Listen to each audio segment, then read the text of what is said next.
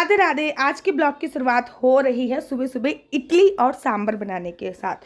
हमारे यहाँ पे जो खाना बनाने वाली आंटी आती हैं वो इडली सांभर बहुत बहुत ज़्यादा टेस्टी बनाती हैं। तो इन्होंने फाइनली इडली सांभर बना दिया है और हमने ये इडली ना पहले निकाल दी थी लड्डू गोपाल के लिए। तो इडली सांभर बना दिया है और मैं इसके वक्त आपको मैं दिखा रही हूँ कि सिया को हम लेके गए जिम। आपको पहले मैं बता दूँ कि मैंने जिम ज्वाइन किया है। क्यों किया है? क्योंकि इनकरेक्ट पोजीशन में दूध पिलाने की वजह से मुझे कमर दर्द की बहुत बड़ी समस्या हो गई थी।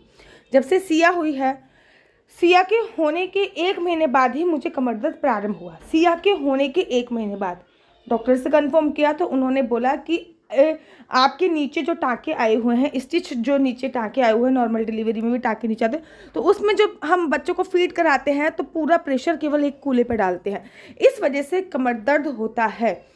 उसके बाद मेरे को बिल्कुल टाँकों की वजह से बिल्कुल भी मैं योगा नहीं कर सकती थी। अब मैं पूरी तरीके से फिट थी, तो उसके बाद कमर दर्द बहुत ज़्यादा बढ़ता गया। तो मैंने को डिसीजन लिया कि मैं योगा करने के लिए जिम ज्वाइन कर लेती हूँ। मैंने योगा करने के लिए जिम ज्वाइन किया है और मेरे को जिम ज्वाइन करे भी 7 to 8 डेज हुए हैं और मेरी कमर में 80% आराम है। अब घर पे मैंने योगा क्यों नहीं किया? घर पे योगा ना करने का रीज़न ये था कि मैंने 2-3 बार घर पे ट्राई किया योगा करने का, लेकिन मेरी बेटी कभी नीचे आ जाती है योगा करते, कभी ऊपर आ जाती, कभी मेरे कमर के ऊपर बैठ जाती, कभी नीचे बैठ जाती। तो मुझे लगा कि मैं जिम ही ज्वाइन कर लेती हूँ और फिर वहाँ पे जाके मैं खुद ही कर लूँगी। तो ये रीज़न था मेरे को जिम ज्वाइन करने का। मैंने जिम ज्वाइन किया और वहाँ पे मैं कम से कम 30 से 35 मिनट तक योग की केवल कमर की एक्सरसाइज ही करती हूँ। मुझे योग की बहुत अच्छी नॉलेज है, इसलिए मैं कमर की वहाँ पे जाके एक्सरसाइज करती हूँ और मेरी कमर में अभी मेरे को 7 डेज ही हुआ है, 7 दिन में बहुत बहुत ज़्यादा आराम की प्राप्ति हुई है। अगर आप चाहोगे तो कुछ आसन मैं आपके साथ भी शेयर कर सकती हूँ कि कौन कौन से आसन करने से आपको कमर दर्द में रिलैक्स मिल सकता है। यहाँ पर मैं सिया के साथ कुछ फ़ोटोशूट करने लगी। जब मैंने जिम में गई तो मेरे को लगा चलो सिया के साथ थोड़े बहुत एक आधी फ़ोटोशूट कर लेते हैं। और उसके बाद मैंने सिया को बहुत कुछ सिखाने की कोशिश करी, लेकिन बच्चे इतने चुलबुली होते, इतने नटखट होते हैं कि बच्चे सीखते ही नहीं है, चाहे आप कितना भी कोशिश कर लो कर लीजिए। तो यहाँ पे मैं अपने योग ख़त्म करके अपनी थोड़ी बहुत स्ट्रेचिंग कर रही थी और सिया ना पूरे जिम का सारा सामान बिखेरने में लगी थी। तो इसके पापा इसके साथ थे, तो मुझे कोई टेंशन नहीं थी कि कुछ इसके हाथ में लग जाएगा या पैर में लग जाएगा। और इसको हम रोज़ नहीं लेके जाते, कभी कभार एक आधी बार अगर हो गया तो हो गया, वो भी इसके पापा होते हैं तभी लेके जाते हैं, अदरवाइज़ नहीं लेके जाते हैं। क्योंकि वहाँ पे बहुत हैवी मशीनें हैं और बच्ची अभी बहुत छोटी है, डंबल्स हैं, कभी कुछ ना कर ले, इस वजह से इसको हम डेली लेके नहीं जाते। कुछ सिखाते सिखाते हम लोग एक चीज़ सिखाने में तो सिया को कामयाब रहे, वो था कपालभाति।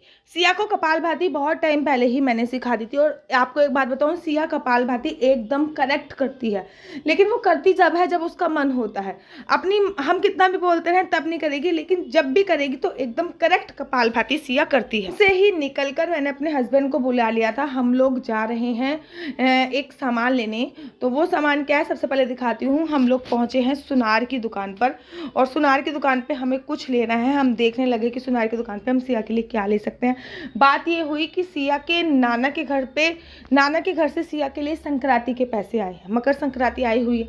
तो बेटी को तो और भी पुण्य होता है। वैसे तो बेटी को देने का भी बहुत बड़ा पुण्य है, लेकिन बेटी को देने का तो बहुत ही ज़्यादा बड़ा पुण्य होता है। तो सिया के नाना के घर से और सिया के मामा के घर से दोनों ने उनको पैसे भेजे हैं। तो मुझे लगा कि अब हम जब पैसे भेज ही दिए हैं तो सिया के लिए कुछ ले लेते हैं। काफ़ी कुछ देखा। ये गिलास हमको बहुत पसंद आया, लेकिन आपको पता है इस गिलास की रेट कितनी थी?